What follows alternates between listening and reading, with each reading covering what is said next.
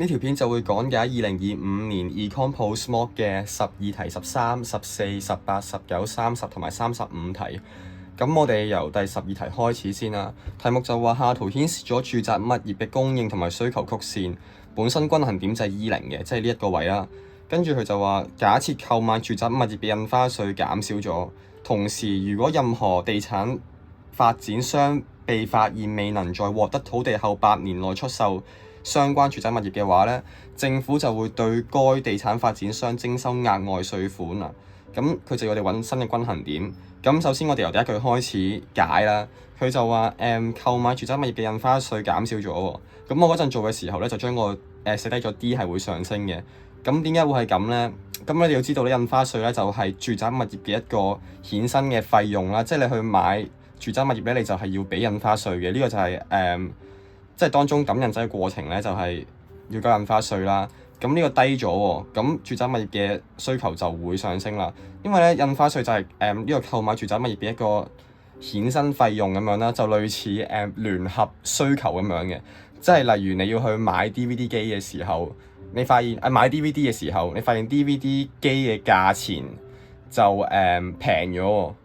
咁你就會對 DVD 嘅需求就會上升啦，因為佢係佢個輔助品嚟嘅。咁 DVD 機就係當中嘅衍生費用咁樣啦。咁所以就相同嘅概念之下咧，印花稅減少咧，對住宅物業嘅需求就會上升啦。不過當然呢個印花稅唔 exactly 係住宅物業嘅一個輔助品啦，佢只係當中牽涉嘅費用啦。類似嘅概念咧就係例如你要去買樓，跟住你發現借錢買樓嘅利息咧係低咗嘅喎。咁你就會對樓嘅需求上升啦，因為都係一個當中嘅衍生費用啦，但係又唔 exactly 係輔助品啦，呢個就係當中嘅 concept 啦。跟住所以 D 上升，跟住下一句佢就話，如果任何地產發商被發現未能在獲得土地後8年內出售所有相關住宅物業嘅話咧，政府咧就會對嗰個發展商咧徵收額外稅款啦。咁呢個就會令到 S 上升啦。咁點解咧？就因為當你係個發展商啦，你發現哎呀死啦！我8年內我賣唔出我啲樓嘅話，我就會俾人收錢啊！咁你就梗係好想買走啲樓去啦。咁本身我收埋唔理你啦，但係而家就將我有嘅樓全部放晒出嚟，咁就可以俾多啲樓供應多啲出嚟俾人哋買啦。咁所以喺呢個情況之下咧，樓嘅供應咧就會上升咗啦。因為我哋唔想被收稅款啊嘛。咁當 D 上升 S 上升嘅時候咧，就會喺呢度 E1啦。咁所以答案就係 A 啦。跟住13題就話某經濟體系嘅政府增加煙草稅，以原稅香煙的銷售數量改變35%，而該價格則上漲了20%。一項調查顯示，吸煙人士於香煙的支出多年來保持平穩。下列哪項最能解釋上述以原稅香煙的價格和銷售量的改變呢？咁我哋由第一句開始睇啦。咁我哋知道，如果政府增加煙草稅嘅話咧，就會導致供應下降啦。供應下降會發生咩事咧？就會 P 升 Q 跌啦。咁佢就話個 Q 改變咗35%，我哋就可以寫翻低 Q 係下降咗35% 嘅。跟住該價格上漲咗20%，就係 P 上升咗20% 啦。跟住一項調查顯示，吸煙人士對香煙支出多年來保持平穩。嗱，呢個係其實好關鍵嘅。咁我哋由啱啱呢個睇先啦。咁我哋就發現咧，當 P 上升20% 嘅時候 ，Q 跌35%，即係 P 上升嘅百分比咧係低過 低過Q 下降嘅百分比嘅。咁呢個證明咗啲咩咧？就係對呢個需求咧係屬高彈性嘅。咁好直接咧，因為P 改變少少 ，Q 就好敏感跌咗好多啦。呢個就係高彈性當中嘅意義啦。咁跟住佢就，咁我哋咪即刻應該揀咗 A。咁其實咧就唔係，因為啱啱講啦，一句咧係非常非常之重要啦。我哋知道咧，雖然以原稅香煙佢係發生咗呢一件事，但係我哋竟然吸煙人士對香煙嘅支出嚟保持平穩，咁呢個唔 match 喎。咁發生咩事咧？咁我哋就繼續睇落去啦。B 其實最尾答案嚟嘅，我哋就唔好理住睇 C 先啦。製造商生產能力有限，咁其實就可以直接交叉，因為咧我哋而家係 S 改變咧，S 改變其實應該係睇需求彈性嘅，咁呢個好明顯係供應面嘅事，咁就可以拜拜啦。跟住 D 啦，吸煙人士並沒有對香煙上癮。呢個唔知講緊咩，一陣再講。可能如果佢話對上癮嘅話咧，就係一個咁樣嘅需求完全冇彈性啦。咁係啦，咁所以呢個就係錯啦。因為如果佢需求完全冇彈性嘅話咧，個 S 就算點改變嘅話咧，個 Q 係都係唔會變嘅。咁我哋發現其實唔係咁嘅事啦。咁所以呢個就交叉啦。跟住A 吸煙人士對香煙嘅需求係有彈性嘅。跟住就可以睇翻一個 statement，佢就話吸煙人士對香煙嘅支出多年來保持平穩，即係咧咩意思咧？即係 P 乘 Q 咧一直都係一樣喎，即係個 constant 嚟嘅喎，即係因為單一彈性需求喎。咁喺呢個情況之下咧，咁就呢個就唔成立啦。咁點解會係咁咧？就睇翻 B 呢句講咩啦？未完稅香港嘅銷售量會增加。嗱，咁當然用排除法就知道答案啦。咁點解呢個答案咧？就係因為咧，我哋啱啱知道啦，佢就對一部分嘅香煙就徵收咗稅啦。咁嗰部分就呢度就叫已完稅香煙啦。咁已完稅香煙咧就係Q 跌35%，P 升20% 喎。咁有一部分佢可能冇徵收到個稅嘅香煙咧，就嗰度就發生變化啦。因為咧，我哋知道咧，佢對呢個已完稅香煙就發生咗呢啲事啦。咁我哋知道未完稅香煙替代品嚟嘅。咁當已完稅香煙嘅 P 上升20% 嘅話咧，未完稅香煙嘅需求咧就會增加啦，因為替代品啊嘛。咁當需求上升嘅時候咧，銷售量就肯定會增加啦。咁所以 B 就係個答案啦。跟住到14題啦。假設汽油嘅需求曲線係向右下傾斜嘅直線，如果汽油價格從每公升18上到20嘅時候，消費者汽油上嘅總支出維持不變。如果汽油價格從20進一步上升至22，消費者喺汽油上嘅總支出會點呢？嗱，咁我哋由呢一句開始睇啦。汽油價格18上到20，消費者維持不變喎。咁即係咩意思咧？即係呢個位係單一彈性需求啦，單一 ED 係啦。跟住咧，佢就話如果繼續上升嘅話，咁會點咧？咁我哋都知道咧，呢個係 demand curve 啦。呢個位咧係單一彈性嚟嘅，跟住呢一個位咧就係彈性高過1啦，彈性低過1啦。咁我哋而家知道喺呢一個位咧，呢一個位嘅改變咧就係呢度18上升20係冇變到㗎啦。跟住佢就繼續上去啦。我寫埋先。呢一個位就咁啱係單一彈性需求啦。18上咗去20，呢度嘅減少咧同呢個增加一樣嘅，咁所以總支出就冇改變啦。但係繼續上去啦，22啦，咁就唔同啦。呢度上去22咧就見到係高彈性嘅需求啦。咁高彈性需求即係點咧？我哋而家升緊嘛，即係 P 升 Q 跌啦。咁高彈性需求喎，即係 P 上升嘅百分比咧就會係細過 Q 下降嘅百分比啦。係咪咧？高彈性需求係啦。咁所以咧，呢個位減少咧就會減咗，就會加好少，但係就減咗好多啦。因為高彈性需求啊嘛，所以就係價格上升嘅百分比就會細過需求量下降嘅百分比啦。咁所以就係減少啦。不過呢題嘅重點其實都係要記得翻呢一個 concept 咯。OK， 跟住我哋就可以去18題啦。18題話下圖顯示咗某物品嘅供應同埋需求曲線啦。如果政府將價格下限由 P1 改至 P2，供應曲線穿過需求曲線嘅中間點，下列哪項有關陳述是正確的咧？咁我就直接喺幅圖度寫翻題目發生咩事先啦。價格下限即係一定最低起碼喺呢個位買，咁我就知道價格下限嘅時候咧，相交點喺呢個位啦。呢個就係 Q1、P1，跟住 set 去到 Q2 啦、P2 啦，咁啊升咗上去。新嘅咧就會喺呢一個位啦，新嘅交易同埋新嘅價格。OK， 跟住就開始睇啦。消費者於該物品嘅總支出會減少。其實呢個位係最複雜嘅，因為咧嗱，我哋知道而家價格下限改變咗啦，去咗 P2 啦，咁咪知道咧係其實係 P 升咗，但係 Q 跌咗嘅。咁呢個咪不確定咯。其實就唔係嘅，因為咧我哋而家知道咧，啱啱佢提我哋呢個中間點啊嘛，即係呢個位就係佢嗰個ED等於一啦。咁上面嗰個位咧就係呢度咧，就係都係需求彈性係高嘅，就大過一啦。咁所以我哋就會知道咧，價格上升嘅百分比咧，就會係細過需求量下降嘅百分比嘅。咁所以當 P 升少少 Q 跌好多呢個情況下咧，我哋就會知道總支出就會下降咗啦。呢度係減，呢度就係加。咁個減嘅面積咧，其實係會大過加嘅面積嘅。嗱，咁我有時其實唔可以喺度直接睇，因為要判斷翻佢嗰個彈性啦。所以我哋就因為呢個彈性得知呢件事係啦。咁所以一係啱嘅。跟住二啦，消費最後單位嘅邊際成本會減少。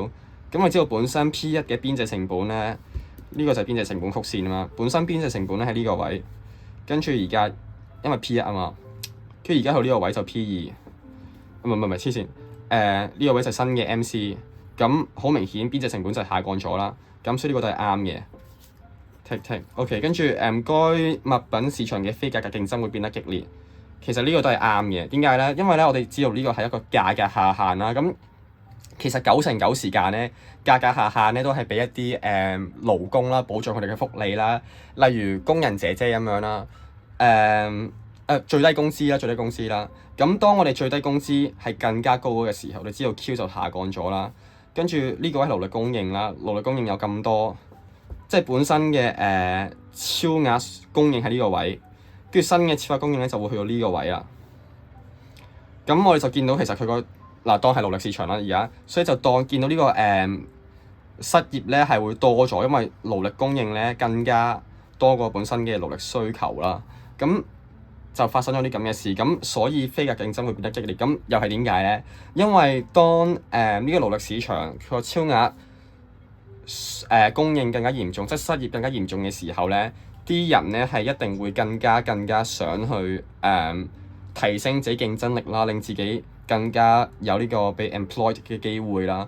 咁所以係咯，呢個就係非價格競爭咯。佢就會可能扮靚啲啊、冷靜啲啊，或者更加提升自己嘅能力啊，去 secure 自己個位咯。咁所以呢個就係非價格競爭會變得更加激烈咯。係啦，跟住而家睇19題啦。哪一項係私人得益同埋社會得益存在分歧嘅例子咧？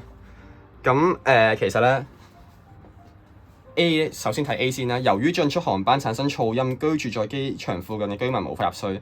咁呢個其實咧一睇到可以直接交叉啦。點解咧？因為我哋而家問緊社會得益啊嘛。呢個噪音係講緊成本嚟㗎嘛。咁所以成本就唔係得益啦，冇分歧。即係唔係私人得益同埋社會得益嘅分歧啦。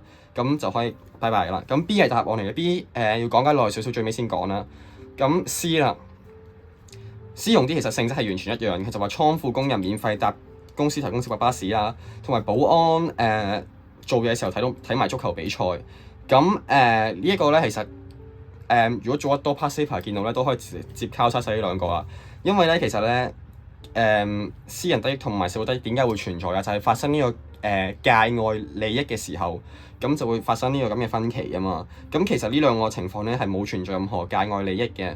因為我知道界外利益嘅 definition 就係 A 對 B 造成好處，但係 A 冇向 B 作出補償啦，唔係 B 冇向 A 作出補償啦。咁我哋知道呢個保安同埋呢個工人，你開緊工嘅時候，其實咧佢份糧咧已經包埋佢嗰個觀看足球比賽。包埋係咩意思咧？即係份糧係 consider 到佢有呢一啲咁嘅好處嘅。咁其實自動咧就會喺份糧度扣咗少少。即係已經係叫做補償咗啦，因為即係保安已經向個公司補償咗，就係因為靠收少少糧啦，喺簽嗰份協議嘅時候或者定佢嘅薪金嘅時候咧，其實已經考慮咗呢一個佢個得益㗎啦。咁所以咧個公司係肯定唔會俾佢突然間有咁好嘅得益存在出現嘅。咁當中嘅嗰度嘅 balance 咧就已經直接 balance 咗佢嗰個嘅界外得益㗎啦。咁所以其實係唔存在喺呢兩個情況之下。跟住我哋就可以睇呢個啦，一名遊客在街上欣賞兩名人士嘅功夫表演。咁係啦，咁就咁睇呢一句先啦。呢一句咧，其實咧好明顯就存在咗呢個界外利益嘅，因為咧遊客睇功夫表演，佢就好 enjoy 好開心啦。但係遊客咧就冇向呢啲人作出補償嘅。唔係，sorry，係有嘅。但係其實佢當中咧都仲係存在緊呢個分歧喎，即係當中點解會有分歧咧？咁我就可以畫翻一個嗰個圖出嚟先。呢個係邊際社會成本，呢個係邊際社會得益。咁我就知道咧當中出現咗分歧啦。呢一條線就係邊際私人得益啦。OK， 咁而家佢離開前拍手表示讚賞啦。我哋唔好講呢個咗，講翻正常嘅例子，平時嘅例子先啦。即係例如話唔記得邊年 past paper 啦，就有個餐廳就得益嘅，因為個商場都播奧運啦。咁當中就出現咗私人得益同埋社會得益嘅分歧啦。咁點解會係咁咧？就係因為個商場播奧運，令啲人去個商場度，咁啊益咗餐廳啦。咁餐廳就係咯，就當中出現咗呢個分歧啦。咁其實佢係點樣解決嘅咧？就係靠嗰個餐廳俾翻啲錢去個商場，咁就等商場播奧運嘅數量增加，咁佢嗰個播奧運嘅數量咧就會更加接近呢個效率水平啦。因為本身佢出現生產不足啊嘛，喺呢個私人得益同埋社會得益存在分歧嘅情況之下，係啦。跟住咁呢個都係啦。咁我哋繼續講落去啦。其實佢個 marking 咧係點樣嘅咧？我照讀出嚟啦，憑我個腦嘅記憶，就係原先我唔用呢個嚟講咯，用嗰個邊際社會利益同埋邊際係咯。首先嘅本身嘅邊際唔係喎，唔好講嗰度住啦，太遠啦。我哋就呢度開始啦。佢離開前拍手表示讚賞，咁其實咧係呢個都叫做補償嚟嘅，係令嗰個唱歌嗰個人唔係功夫表演嗰個人咧會更加表演多啲功夫嘅。但係咁係唔係就代表冇私人得益同埋私人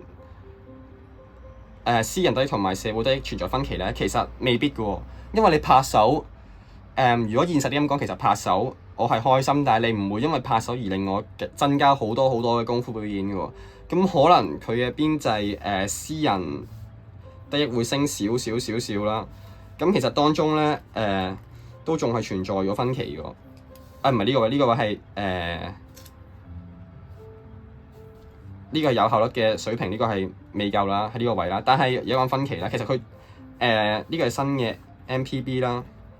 其實佢仲有分歧喎，佢未必夠完全可以足夠抵消佢當中嗰個分歧喎。所以佢可能係唔存在，唔係，係咯。總之就係佢拍手前表示讚賞，未必係完全解決咗佢個分歧啦，可能係收窄咗啦。所以呢個係未肯定嘅，所以B 就可以揀啦。咁其實呢係最基本上咧其實好快就可以用 best answer 嘅概念嚟揀 B 出嚟嘅，因為 A 啱啱 fail 咗啦，C 都係一眼睇到就可以拜拜啦。咁所以係咯，其實呢係唔使講咁多嘢嘅。呢啲粗熟少少，跟住就 feel 到係 B 嘅啦，係咯。跟住30題。下圖顯示某經濟嘅總需求曲線、短期總供應曲線、長期總供應曲線，同埋該經濟體本身喺 E 點度運行嘅。好，跟住我哋睇翻啦。假設原油價格上漲，下列哪一項會係經濟新長期均衡啦？咁呢一題咧，首先一定會 highlight 咗呢個非常之關鍵嘅字先啦。咁我哋就可以同埋 E 點即係本身呢個位嘅，就可以睇啦。原油價格上漲，原油價格上漲會發生咩事咧？原油咧其實係好多嘢嘅原料嚟㗎啦，係咪咧？都係總之佢係一個資本嚟㗎啦，人造資源啊嘛。咁資本即係咩？即係佢係生產要素啦。價格上漲喎，即係生產要素嘅價格會上升咗啦。咁呢個係咩？生產要素價格係咩嚟㗎？係生產成本嚟㗎嘛。咁生產成本咧都會上升啦。咁所以生產成本上升發生咩事咧？咁就唔係影響 AD，就影響短期總供應。短期總供應咧就會下降啦，即係佢就會去到 SLAS 度啦。咁長期佢唯一話長期，咁長期就知道個市場會自動調節翻㗎啦，就係嗰堆一大堆嘢，就係生產要素市場出現超額供應啊，巴拉啦，跟住就會咁樣褪翻過去啦，係啦。咁至長期就係 SLAS 調節啦，咁呢度就唔詳細講當中嘅 concept 啦，咁我就知道會翻去啦，咁所以就翻嚟 E 啦，係咯。其實呢係最緊要係知道咗原油價格上漲係影響呢件事啫。OK， 跟住我哋就可以去睇35題啦。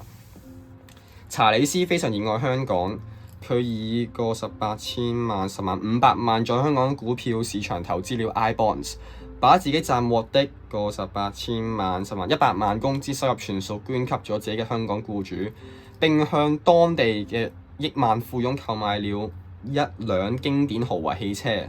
基於以上資料，查理斯需要向香港政府支付咩嘅稅呢？咁我哋就逐個分析啦。印花稅先。咁我哋知道咧，佢喺股票市場投資 iBond 啦。咁你買股票啊、買樓啊，當中都涉及到吸個印仔啦，就係抌印仔啦。咁呢一下咧其實係印花稅嚟嘅，係咯。所以股票市場投資買股票或者買樓嗰啲嘢咧，就可以對到印花稅啦。所以 A 一係可以剔咗佢先嘅。跟住就薪俸稅啦，把自己賺獲的100萬工資。嗱，咁其實見到就可以直接剔㗎啦。佢喺香港做嘢，喺香港賺咗咁多錢，咁其實冇理由唔交薪俸稅㗎嘛。如果佢唔係免晒佢所有稅嘅話，咁都唔合理。佢賺咁多錢，應該交係咯，要交稅啦。總之喺香港做就跟住並向當地嘅億萬富翁購買了一輛經典豪華車。咁嗱，其實呢個當地咧，其實非常非常之重點嚟嘅。當地咧就可以直接交叉汽車首次登記稅啦。點解咧？因為咧佢而家喺香港啦買咗一架車俾當地，咁查理斯一睇就知個唔係香港人啊嘛。咁係咯，佢就向佢國家嘅人億萬富翁購買咗一輛經典豪華汽車。咁我哋知道咧，汽車首次登記稅嘅重點係咩？首次登記就係你喺香港行使呢個汽車嘅時候，可能就換香港嗰個駕駛俾你許可喺香港揸車嗰陣登記嘅時候，就係呢個汽車首次登記稅啊嘛。係咯，咁佢而家就買咗一個向當地嘅億萬富翁買咗一輛經典豪華汽車。咁佢唔係喺香港揸噶嘛，即係佢唔係喺香港開始行駛噶嘛。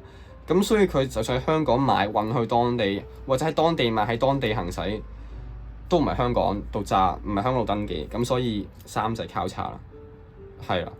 頭先嗰條片嘅最尾嗰一 part 咧，講3個選項點解錯嘅時候咧，我解錯啲嘢。其實當地其實係講緊香港啦，所以咧其實喺香港買嘅，所以啱啱我想講嘅當地係外國咧，呢樣嘢係錯嘅。但係當中背後嘅 concept，如果當地講外國嘅話咧，其實係concept 係啱嘅。咁所以我就唔 cut 嗰一段啦。咁其實咁正確3點解唔啱嘅原因係咩咧？就因為佢重點原來喺度，億萬富翁購買咗一輛經典豪華汽車。咁億萬富翁喎，即係唔係一個新嘅汽車生產商嚟嘅喎，即係其實咧呢一個係一個二手車嚟嘅喎。